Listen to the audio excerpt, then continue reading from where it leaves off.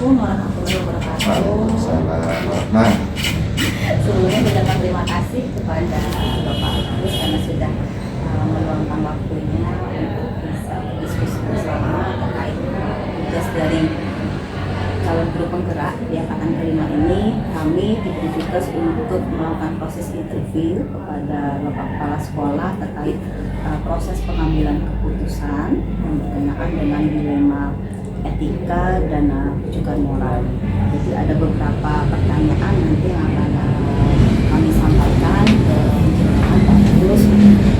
Jadi sama-sama saling berbagi pengalaman. Terima kasih Pak Agus.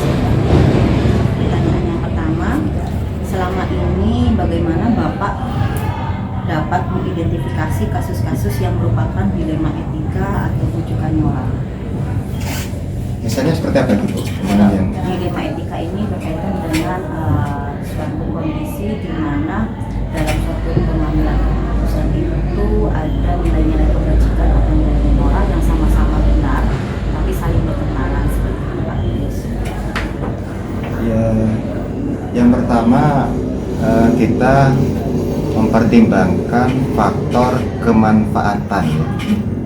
Jadi jika ada dua hal yang saya putuskan itu saling bertentangan tapi saya harus mengambil keputusan, maka saya pertimbangkan adalah mengambil keputusan yang lebih bermanfaat dari keputusan saya. Kemudian yang kedua, tentu yang risikonya lebih kecil, ya.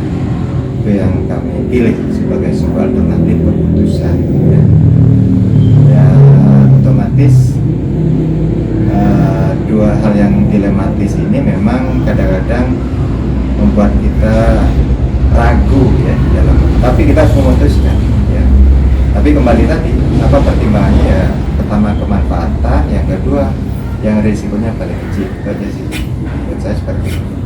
Kalau untuk prinsip pengambilan keputusan yang ada tiga Pak, ya. Berbasis hasil, berbasis peraturan, sama berbasis rasa kepedulian. Untuk pengambilan keputusan terhadap suatu kasus di instansi jenengan itu gimana Pak Agus? Apakah kombinasi atau memilih salah satu prinsip itu? Kita berusaha memadukan antara faktor hasil, legalitas maupun apa satu lagi tadi Andre? Kepedulian. Kalau kepedulian ini saya kira sudah apa ya? Boleh dikata subjektif, ya. Subjektif. Saya kira dipadukan itu, ya. Tapi tadi kalau dilihat kemanfaatan, peraturan walaupun itu tetap jadi acuan, ya, tapi sebuah peraturan kembali bahwa ujung-ujungnya sebuah aturan harus memberi manfaat, ya. Maka tentu kadang-kadang kita ya sedikit agak bukan mengesampingkan sih, lebih meminimalisir faktor peraturan, apalagi misalnya peraturannya itu begitu saklek atau sulit untuk diterapkan, ya. Maka kami sebagai orang lapangan mungkin lebih melihat ke hasil maupun ke kepedulian itu, walaupun tidak serta-merta meninggalkan peraturan, ya.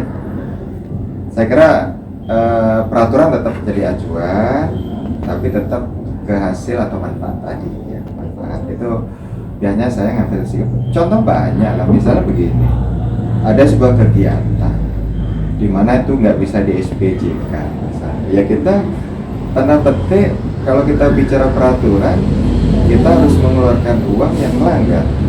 Tapi kegiatan itu dirasa diperlukan dan beri manfaat, ya saya harus melakukan itu. Kalau saklek peraturan, saya bilang, wah semua kegiatan tidak akan jalan, kan gitu. Jadi kita harus berani melangkah, ya. Melangkah, karena apapun itu seorang pemimpin, salah satu sikap dia berani ngambil risiko, ya. Sepanjang itu bermakna dan bermanfaat bagi sebuah lembaga atau orang-orang dipimpin, harus dilakukan. Saya kira itu yang saya bisa lakukan. Kalau saklek ke peraturan, saya kira nanti sulit bergerak, ya. Begitu. Terkait ini Pak Agus, biasanya pasti di lembaga yang jenengan pimpin kan pasti banyak sekali kasus Iya. dan dengan harus mengambil keputusan yang sangat efektif, tepat dan bertanggung jawab yang terutama adalah demi kepentingan orang banyak Iya. seperti itu Pak Agus. Nah kasus-kasus yang terjadi ini biasanya paradigmanya itu individu dengan kelompok atau keadilan dengan melawan rasa kasihan, terus kebenaran melalui kesetiaan atau paradigma jangka pendek atau panjang Pak Agus. Jadi di sini ada individu lawan kelompok, terus ada keadilan melawan rasa kasihan, kebenaran lawan kesetiaan, atau jangka panjang, jangka pendek lawan jangka panjang, atau memang semua ada untuk kasus ini, Ya. paradigma ini. Ya mungkin semua ada ya, semuanya ada lah. Cuma kan mungkin intensitasnya aja yang berbeda ya. Ya mungkin misalnya kalau yang bersifat individu, misalnya seorang personel problem dalam hal soal tanggung jawab, kedisiplinan. Nah itu yang biasanya kami concern untuk bisa diatasi melalui dialog ya. Kami biasanya mengutamakan dialog dengan tidak memvonis di depan umum paling tidak ya, karena menurut saya kita bisa mengatasi masalah dengan tidak menimbulkan masalah baru. Kenapa? Kadang-kadang masalah komunitas itu munculnya dari individu, ya kan? Makanya ketika ada masalah yang bersifat individual itu penting untuk segera diatasi supaya tidak melebar menjadi problematik komunitas atau banyak ya. Contoh misalnya ada seorang personel yang tidak disiplin, maka kalau saya membiarkan, mungkin dari sisi jumlah mungkin 1-2 orang, tapi ketika saya biarkan itu jadi acuan bagi yang lain loh, berarti boleh dong begitu, ya kan? Akhirnya untuk tidak sampai menjadi problematika bersama, maka saya walaupun kelihatannya kecil, hanya 1 orang, itu segera saya lakukan upaya ya, bagaimana itu supaya bisa kembali ke hal yang seharusnya seperti itu ya. Kalau hal yang lain mungkin dalam hal hubungan kelompok ya, biasanya saya mengidentifikasi dulu. Biasanya apakah ini murni individu dan kelompok, berarti yang problem adalah individu itu. Tapi kalau sudah antar kelompok, berarti ada sistem yang perlu kita perbaiki ya. Kenapa kok misalnya terdapat grup-grup di sebuah lembaga atau terdapat geng misalnya. Nah, tentu ini tidak nyaman. Nah, saya paling concern kalau itu terjadi untuk segera diatasi ya. Jadi jangan sampai lah, karena kita ini satu perahu kan, satu kapal. Jadi tidak boleh dong ada 2 visi dalam satu kapal ya kan. Tidak akan jalan. Lembaga kita ini milik bersama. Kalau misalnya kita kompak, tidak ada gap di antara kita, satu langkah, satu visi, satu pandangan, saya kira itu akan menguntungkan kita semua, ya kan, menguntungkan kita semua. Tapi kalau sudah ada kelompok, ya, lalu ada crash dan konflik, itu yang rugi kita yang rugi. Jadi ya saya tidak berharap itu terjadi. Kalau itu terjadi, saya tentu tidak akan membiarkan. Saya akan berusaha untuk mengembalikannya supaya kita kembali ke satu visi untuk saling berkolaborasi, berinteraksi secara positif dengan yang lain. Saya kira gitu. Bagus. Ini bagaimana Bapak menjalankan pengambilan keputusan di sekolah, terutama untuk kasus-kasus di mana ada 2 kepentingan yang sama-sama benar atau sama-sama mengandung nilai kebajikan. Kembali, saya mana hal yang paling memberikan manfaat, kebaikan kepada sebagian besar dari warga saya, itu yang akan saya ambil ya. Mungkin 2 hal tadi sama-sama baik ya. Tapi tentu saya yakin dari 2 hal yang baik itu kita memandang pada bagian mana yang lebih memberikan kebaikan kepada sebagian besar orang. Itu yang saya ambil, ya. Saya kira itu akan bisa lebih diterima ya, dibanding hanya saya mengambil putusan yang menurut persepsi sebagian kecil orang. Itu ya. Sehingga nanti karena memang dalam hidup kita dimanapun itu pasti ada kontradiksi, ada pendapat berbeda, itu wajar ya. Gak akan pernah selamanya pasti satu suara, pasti ada suara satu, ada suara dua. Tapi di situ saya akan mengambil nada yang paling bermanfaat bagi warga yang ada, sebagian besar. Oke. Yang ketiga adalah langkah-langkah atau prosedur seperti apa yang biasa Bapak lakukan dalam pengambilan keputusan. Oke, yang pertama kita mengidentifikasi dulu ya dengan cara mengumpulkan informasi selengkap mungkin sebisa kita ya. Kemudian yang kedua, informasi yang kita kumpulkan itu kita pilah-pilah mana yang akurat, mana yang dianggap hoax atau tidak faktual ya.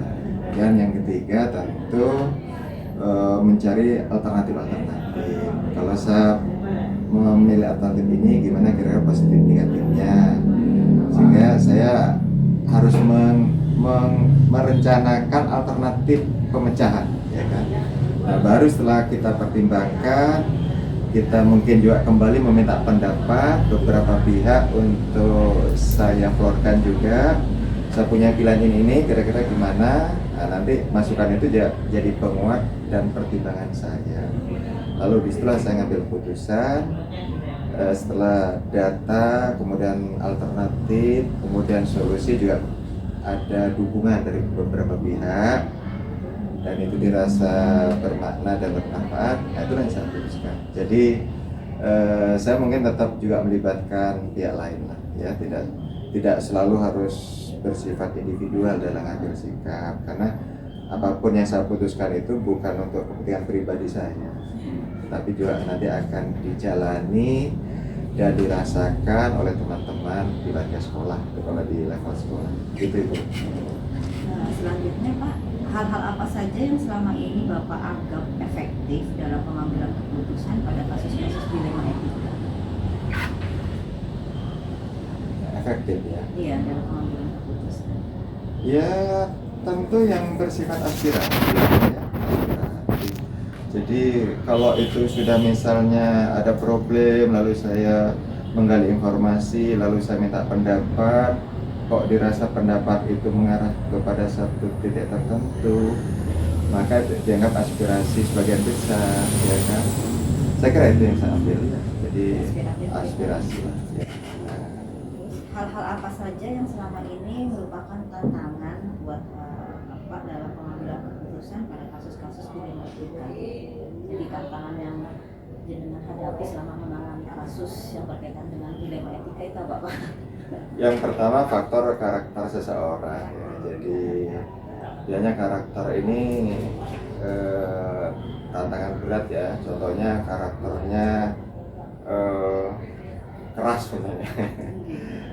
Keras, kemudian merasa selalu benar ya. Kemudian yang kedua bisa jadi faktor senioritas ya. Jadi faktor senioritas ini juga mempengaruhi bahwa seseorang dia merasa lebih berpengalaman, kemudian merasa lebih tahu ya, itu diantaranya. Kemudian bisa jadi juga faktor pengalaman orang lain. Ya, contohnya misalnya ada teman di sebuah sekolah, beliau itu mantan kepala sekolah. Nah, itu otomatis kan pengalaman beliau itu masih terbawa ke posisi sekarang. Bahwa beliau sekarang itu sudah tidak lagi kepala sekolah, dan itu saya alami ketika di sekolah sebelumnya. Jadi ada guru di tempat saya itu adalah mantan kepala sekolah. Tapi alhamdulillah kita yang penting bisa komunikasi, bisa mengakomodasi. Kita juga harus menghargai dengan tidak mengurangi ketegasan. Ya, itu aja sih. Makanya saya pakai prinsip bersikap tegas tapi tidak keras. Ya, sampai tidak keras. Ya, kalau keras itu landasannya emosi. Baik, selanjutnya Pak Agus, apakah ada waktu khusus yang dijadwal oleh Bapak dalam sebuah penyelesaian kasus di lima etika, atau apakah langsung menyelesaikan di tempat atau ini cepat menyelesaikannya, atau Ya. dalam bentuk prosedur yang lain Pak Agus? Saya kalau ada problem itu tidak bisa menunggu ya. Berarti langsung diselesaikan, Langsung, karena saya prinsip problem itu semakin cepat semakin baik dengan tidak mengesampingkan prosedur ya. Artinya gini, kita identifikasi masalah, mengumpulkan informasi, terus mencari alternatif pemecahan, tetap dilalui. Tetapi tidak menunggu besok. Kalau memang memungkinkan hari ini saya mengambil langkah sesuai prosedur tadi, ya harus lakukan sekarang juga. Saya bukan tipe orang yang menunda. Jadi saya itu tipe orang yang kalau memang harus dilakukan hari ini, ya kenapa harus nanti atau besok? Itu saya seperti itu. Berarti langsung diselesaikan? Langsung saya. Jadi tidak hanya problem sih. Saya kalau ada tugas itu ada toleransi, ada durasi waktu seminggu. Saya harus selesaikan sehari 2 hari ini di awal, bukan di 2 hari terakhir. Itu prinsip saya. Saya lebih baik santai di belakang. Lebih baik melean di depan. Nah, itu prinsip saya. Jadi bukannya problem, tapi nyangkut tugas itu sudah saya, seperti itu sih. Ya, terbiasa ya. Jadi saya lebih baik capek dulu, santai belakangan daripada nanti melean belakang. Pengalaman saya kalau seperti itu biasanya kalau udah deadline itu menimbulkan kepanikan, lalu menimbulkan ketidaklogisan. Akibatnya keputusan kita bisa clear.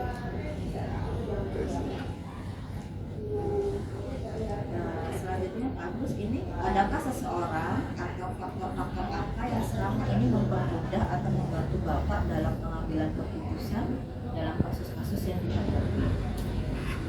Begini ya, saya yakin staf saya itu banyak yang potensi dan baik. Nah itulah yang saya mintai masukan, pendapat, kemudian pertimbangan. Karena kalau kita dipikirkan sendiri benar, ya kan. Jadi kalau saya memberdayakan bahasa saya ya, memberdayakan potensi sumber daya ya. Jadi sumber daya kita tuh banyak ya. Jadi di samping itu juga mendewasakan sumber daya manusia saya. Ketika kita sering diminta pendapat, mereka tereksplor ya potensi mereka. Satu. Yang kedua, saya nggak merasa paling pinter kok, ya kan? Karena kita terbatas ya. Saya mungkin mahir dalam bidang A, tapi mungkin saya kurang di bidang lain. Jadi kita harus menyadari itu. Ya kan? Umpama paling gampang ada problematik tentang teknis masalah TIK, saya tanyanya ke Bu Rani. Saya nggak akan malu, ya kan? Nggak akan sungkan. Saya minta diberitahu. Ini gimana Ibu? Itu salah satu contoh nyata lah ya. Jadi kalau kepala sekolah itu sebenarnya dia banyak tahu tapi dalam sedikit hal. Dia mungkin hanya kulitnya, tapi suruh mendalam mungkin. Iya, tapi secara umum bisa, tapi secara detail saya harus banyak tanya ke bidangnya. Pembukuan saya nggak paham lebih dalam, saya tanya bendara dong. Ya. Dalam psikologi, saya tanya ke guru BK, dia lebih paham tentang kejiwaan anak. Saya tidak paham itu. Jadi saya lihat apa yang harus saya putuskan, saya harus bisa bertanya pada sumber daya manusia yang bisa saya gali untuk bisa berikan pertimbangan. Itu. Yang terakhir Pak Agus, Ya. dari semua hal yang telah disampaikan oleh Bapak, pembelajaran apa yang dapat Bapak petik dari pengalaman mengambil suatu keputusan? Begini, bahwa sebagai leader, pimpinan ya, itu kita menyadari betul yang pertama, satu, tidak mungkin kebijakan itu akan diterima 100% oleh semua pihak di sekolah saya. Pasti sekian persen itu tidak setuju. Itu harus disadari betul, ya kan? Sebaik apapun putusan kita, satu. Yang kedua, kita harus sadar betul bahwa karakter warga kita yang kita pimpin itu tidak mungkin sama, ya kan? Ada yang manut, ada yang cuek, ada yang menentang. Itu harus yakin juga pasti ada. Kemudian yang ketiga, ketika ada teman yang kata ekstrem oposisi atau menentang, saya berpikirnya itu adalah anugerah dari Allah untuk kita belajar mendewasakan diri. Ketika semua warga kita tuh baik-baik saja, berarti saya nggak belajar apa-apa. Tapi ketika ada katakanlah pihak yang mempertanyakan kebijakan, bahkan tidak sepakat, bahkan menentang, maka itu adalah sarana untuk merefleksi diri saya. Yang kedua, untuk mendewasakan saya. Saya misalnya harus belajar menahan emosi, ya. Kemudian juga bertanya pada diri sendiri, apakah keputusan saya sudah betul-betul bagus, sehingga kok masih ada orang yang seperti itu.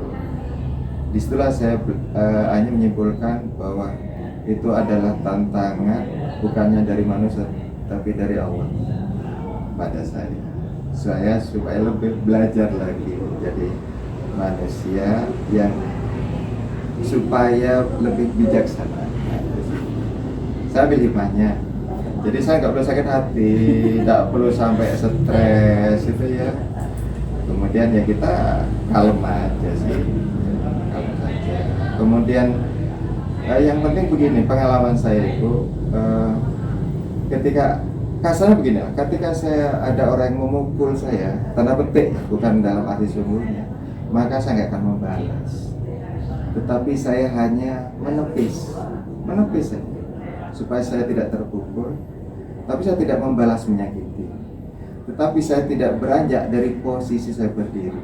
Apalagi keyakinan saya bahwa posisi saya berdiri itu adalah sesuatu yang benar.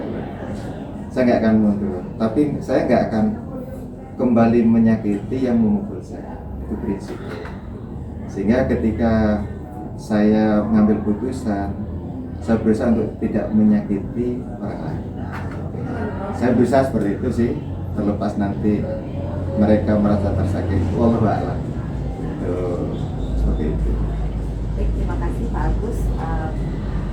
Banyak sekali hal-hal inspiratif yang Anda sampaikan tadi sebagai bahan masukan buat kami, terutama calon pendukung gerakan agama ini dalam memimpin pembelajaran, terutama mengambil keputusan terhadap suatu kasus yang dialami oleh peserta didik. Jadi intinya lakukanlah sesuatu itu yang benar dan bermanfaat untuk sebagian besar orang. Terus selanjutnya ini Pak Agus memberdayakan budaya yang ada. Yeah.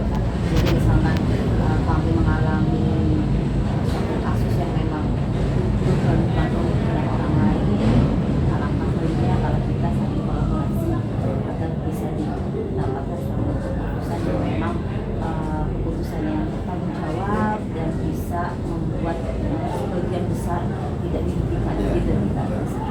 Baik, terima kasih Pak Agus atas sesi wawancara hari ini. Saya sangat berterima kasih sekali kepada Pak Agus karena sudah meluangkan waktunya terus membagi praktik baiknya kepada saya. Mudah-mudahan apa yang Pak Agus sampaikan tadi bisa kami terapkan pada saat kami mengambil suatu keputusan. Begitu Pak Agus, terima kasih banyak. Assalamualaikum warahmatullahi wabarakatuh. Sama-sama, Waalaikumsalam warahmatullahi wabarakatuh.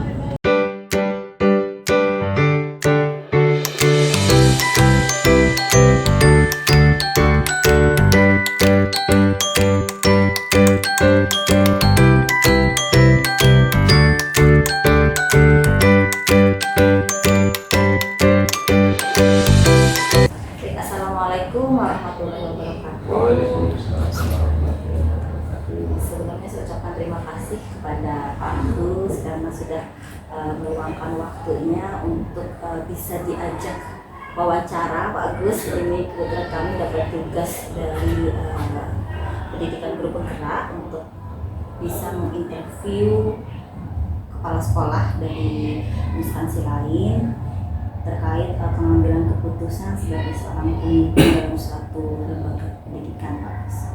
Ada beberapa pertanyaan Pak Agus yang akan kami sampaikan ke Pak Agus. Jadi saling berbagi pengalaman praktik baik Pak Agus selama Pak Agus menjadi kepala sekolah, hal-hal apa yang berkaitan dengan pengambilan keputusan seperti itu Pak Agus. Pertanyaan yang pertama Pak Agus, selama ini bagaimana Bapak dapat mengidentifikasi kasus-kasus yang merupakan dilema etika atau juga moral?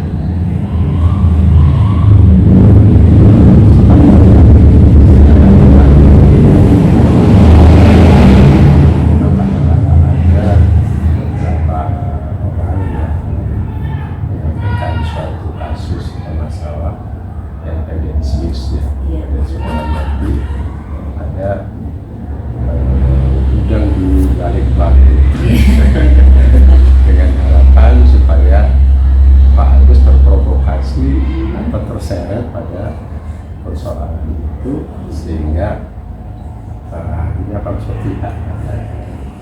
Kalau kita menghadapi hal yang semacam itu, saya tetap harus melayani. Tapi saya pasti akan melajari dulu data-data tentang masalah itu, benar atau tidak masalah yang akan kita bahas untuk diputuskan, atau kemudian dari segi evaluasi persoalan, kemudian pemanfaatan dari persoalan dalam keputusan itu yang akan saya lakukan. Begitu, identifikasi dulu Pak Agus. Selanjutnya ini Pak Agus berkaitan dengan prinsip-prinsip dalam pengambilan keputusan selama Pak Agus menjadi kepala sekolah itu menghadapi banyak kasus pastinya Pak Agus. Prinsip-prinsip dari pengambilan keputusan ini ada yang pertama berbasis peraturan, terus berbasis hasil dan berbasis kepedulian. Apakah selama pengambilan proses keputusan tersebut Pak Agus mengkombinasikan ketiganya atau hanya memilih salah satu dari prinsip yang ada? Seperti itu Pak Agus. Pak Agus lebih suka mengkombinasikan. Kombinasi itu akhirnya akan menjadi terus akan berkesan tidak apa fleksibel terus itu juga kaitan dengan adanya tentang regulasi, juga tentang apa itu relevansi dengan kondisi, dan juga hal-hal yang berkaitan dengan apa itu tujuan kemanfaatan dalam bahasa saya sebut dengan kemanfaatan dan keuntungannya. Dan kita kombinasikan, akhirnya akan dihasilkan keputusan yang tidak kaku atau agresif. Iya. Berarti lebih ke kebermanfaatannya yang Pak Agus. Iya. Selanjutnya ini Pak Agus terkait dengan prinsip pengambilan keputusan yang biasanya kan terjadi banyak sekali kasus ya Pak Agus. Prinsip-prinsipnya kan ada yang dari jangka pendek menuju jangka menengah, jangka panjang, terus berbasis keberanian dengan kesetiaan prinsipnya, terus ada kepedulian dengan rasa kasih sayang seperti itu. Jadi ada juga kasus yang memang paradigmanya itu individu dengan kelompok. Apakah selama Pak Agus menjadi kepala sekolah mengalami semua kasus itu Agus paradigmanya, jadi individu melawan kelompok, terus ada kasus yang memang berada di posisi kebenaran melawan kesetiaan, ada juga posisi kasus misalkan dalam jangka pendek ke jangka panjang seperti itu Agus. Iya pasti, karena setiap persoalan kan ada macam-macam juga. Banyak dari persoalan kasus yang dihadapi, ada juga kasus individu, ada kasus antar itu personal, ada karena dengan yang di luar sistem persoalan di luar komunitas sekolah atau masalah yang lebih luas dari itu. Kita pernah mengalami semuanya. Berarti hampir semuanya nih Pak. Iya, mengerti. Walaupun di lembaga pendidikan skupnya sepertinya kecil, tapi yang dihadapi ternyata luas. Luas. Berarti dilemanya banyak ya Pak Gus ya, antara misalkan ini ada yang benar tapi dilihat orangnya setia seperti itu Pak Gus ya, atau dalam hal misalkan individu dengan kelompok seperti itu. Tapi yang paling penting adalah orientasi kita ketika dihadapkan dalam masalah itu adalah kita ingin mencari titik temu untuk kesimpulan yang bagus, keputusan yang baik. Yang baik ini bukan bermanfaat untuk diri sendiri saja, tapi juga bisa berdampak luas, dan itu juga bisa dijadikan sebagai pengalaman. Setidaknya pengalaman bagi teman-teman yang ada di komunitas sekolah itu, dan secara dalam jangka panjang saya itu nanti akan jadi suatu perbendaharaan yang baik ketika menghadapi masalah yang sama. Pertanyaan kedua, selama ini bagaimana Bapak menjalankan pengambilan keputusan di sekolah, terutama untuk kasus-kasus di mana ada dua kepentingan yang sama-sama benar atau sama-sama mengandung nilai kebajikan? Kalau ada dua masalah yang sama-sama benar, kebajikannya juga benar, kita pasti akan menimbang itu. Kalau kita dapat satu musyawarah dengan teman-teman yang terkait, itu kita cari skala prioritas, karena kalau bagaimanapun sesuatu yang baik itu apa yang akan jadi keputusan itu harus juga mana yang lebih dulu.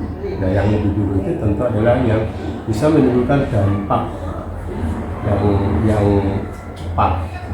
Nah, maka yang dampaknya yang paling cepat sekiranya menimbulkan ketidaknyamanan atau tidak keserasian di dalam itu harus kita selesaikan dulu. Jadi yang skala prioritas itu tetap harus kita selesaikan dulu. Berikutnya setelah itu selesai harus berikutnya. Langkah-langkah atau prosedur seperti apa yang biasa Bapak lakukan selama ini untuk mengatasi berbagai macam kasus dalam pengambilan keputusan? Yang pertama, karena kita tetap menjaga prinsip positif thinking. Positif thinkingnya itu adalah persoalan apapun yang diajukan kepada kita itu pasti ada nilai-nilai bagusnya.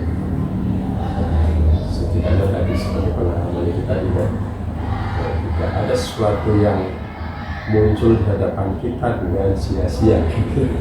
Selalu ada hikmah, selalu ada kebaikan dalam setiap itu yang pertama. Yang kedua, saya mengambil filosofi dari yang pertama, di negara Indonesia ada rakyatnya yang dibilang hebat kebijaksanaan dalam permusyawaratan dalam perwakilan. Nah, ini permusyawaratan ini bisa kita ambil. Yang kedua, jadi setelah itu kita harus memakai prinsip harus dimusyawarahkan. Kalau dalam bahasa agama lebih jelas lagi, dalam agama kita di sana disebutkan tidak akan rugi seseorang ketika satu melakukan satu istikharah. Istikharah itu salah istikharah, menentukan pilihan yang mana yang bagus atau yang prioritas. Yang kedua, melakukan musyawarah. Dan maka kita prinsip itu harus kita jadikan rujukan. Terus yang ketiga, setelah itu kita mencari fakta dan data sebanyak-banyaknya tentang masalah itu. Jadi data-data penting, karena kalau kita memutuskan tanpa data bisa timbul malpraktek. Keputusannya baik saja kan dianggap baik. Nah, maka data harus lengkap, valid ya, dari siapa. Berdasarkan fakta bayanu. Tangan itu ya klarifikasi, kata-kata harus lengkap.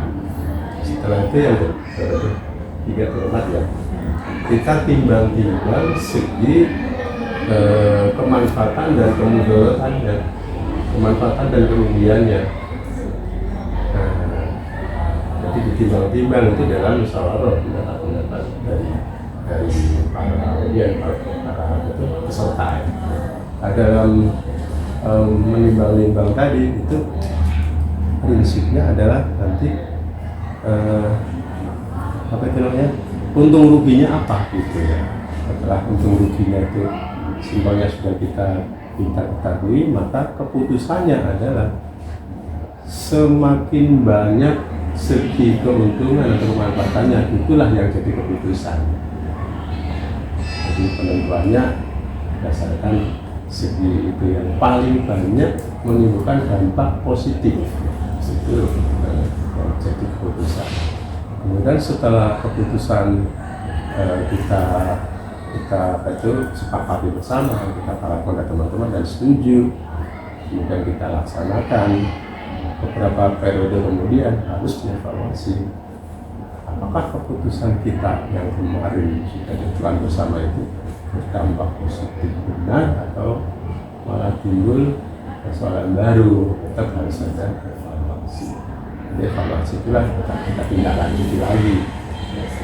Begitu seterusnya sehingga akhirnya keputusan itu menjadi sesuatu yang lebih baik, tambahnya juga ada kemanfaatan lebih banyak.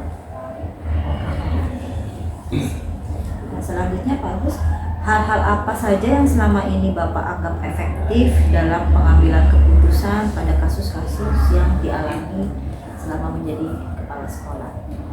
Yang efektif itu ya dengan mekanisme tadi musyawarah itu, Musyawarah ya. Ya, dan musyawarah melibatkan para peserta yang terkait gitu ya, sehingga nanti pendapat-pendapat itu semakin banyak pendapat, semakin banyak referensi yang bisa kita ambil. Referensi itulah yang akan menjadi kaya.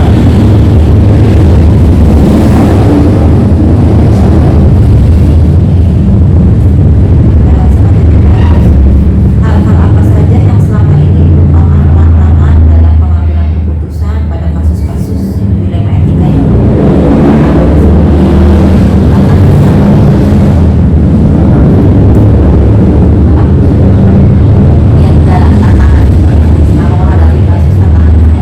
Tantangan yang pertama kadang-kadang dari apa itu, ada beberapa peserta yang mungkin tidak tidur. SDM juga. Yang kedua, ada anggota dalam rapat atau dalam musyawarah yang terkait itu yang diam, tidak berpendapat, tapi ternyata dia tidak setuju. Nah ini yang kadang-kadang juga jadi kendala atau tantangan. Terus berikutnya yang lain adalah karena masing-masing anggota itu tidak memenuhi komitmen bersama. Tidak adanya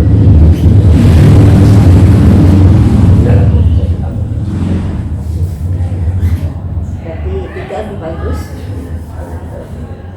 Terus selanjutnya adalah apakah Bapak memiliki sebuah tata cara atau jadwal, maksudnya selama menangani sebuah kasus, apakah ada jadwal khusus untuk menyelesaikannya atau langsung diselesaikan pada saat itu?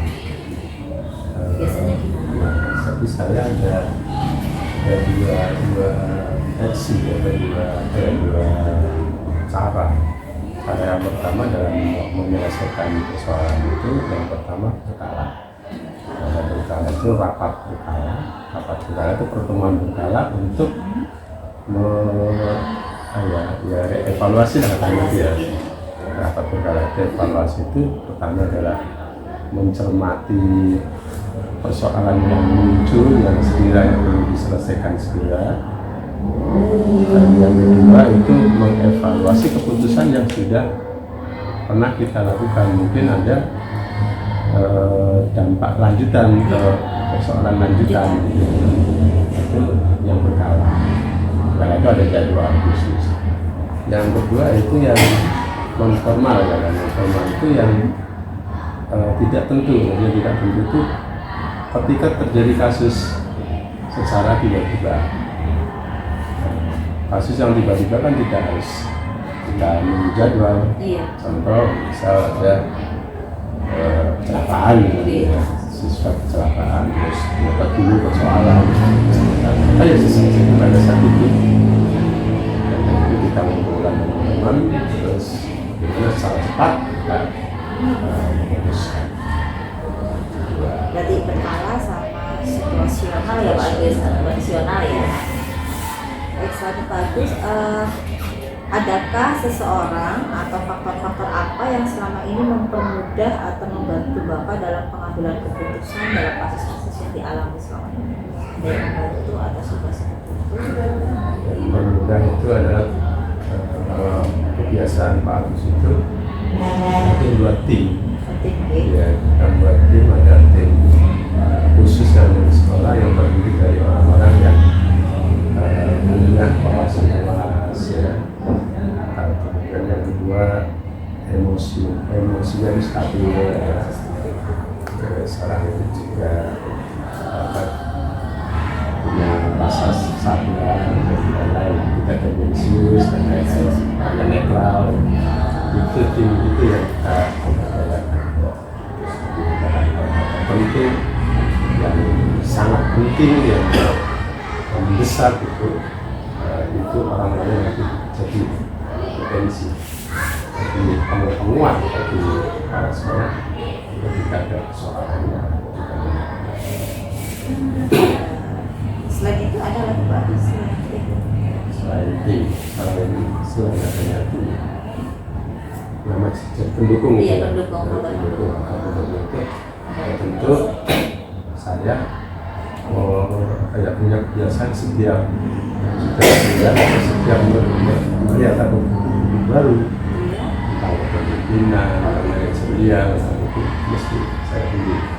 Nah, itu juga kita sering ngobrol-ngobrol beberapa YouTube itu berkaitan dengan kepemimpinan. Belajar kaji itu bisa jadi pendukung saya jika kita menyampaikan atau dihadapkan pada Kasus gitu.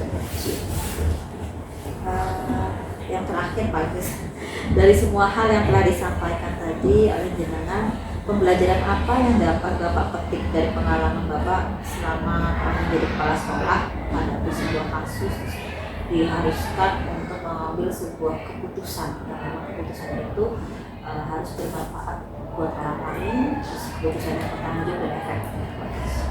sudah bisa. Iya, selama ini, selama Bapak jadi kepala sekolah dengan berbagai macam keputusan yang sudah diambil, hal-hal apa yang sangat penting sekali yang harus dilakukan? Kalau Pak Agus menghadapi seperti ini, yang pertama Pak Agus menganggap bahwa di setiap persoalan itu pasti ada nilai-nilai bagusnya. Itu otomatis akan ada rasa puas ya, ada rasa bahagia ketika kita bisa menyelesaikan persoalan dengan baik. Kepuasan itu setidaknya adalah bahwa diri kita memberi manfaat.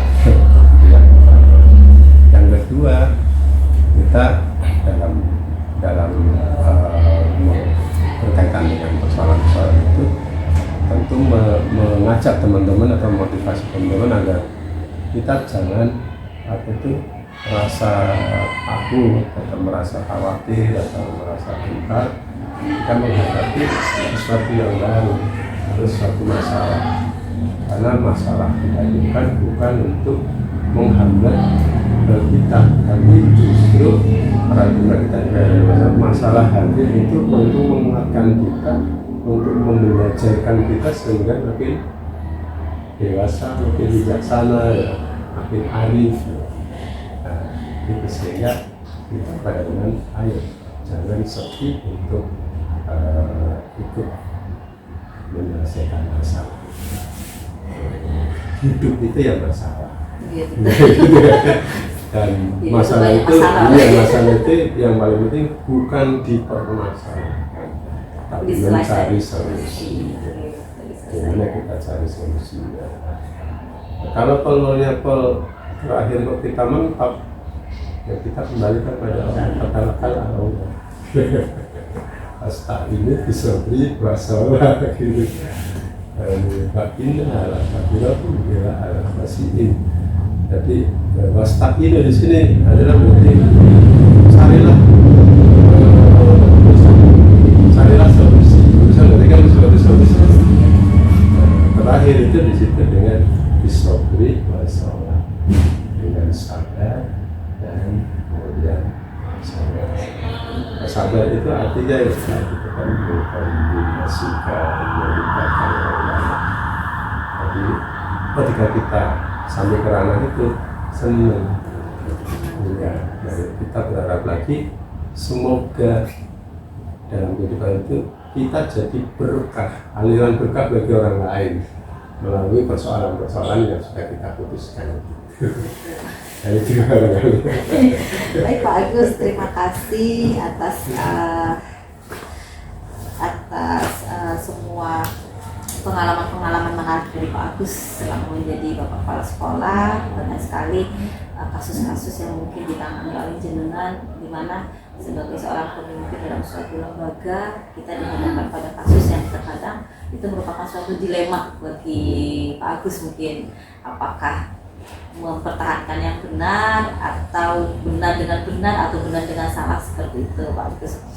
Dan terima kasih juga karena sudah memberikan praktik baik kepada kami Pak Agus, karena kedepannya kami sebagai pengikut pembelajaran pastinya harus banyak mencari pengalaman-pengalaman dengan cara berdiskusi dengan Bapak Kepala Sekolah tentunya, untuk bisa mendapatkan bagaimana kita menerapkan praktik baik itu terhadap pengambilan keputusan terhadap siswa, seperti itu Pak Agus.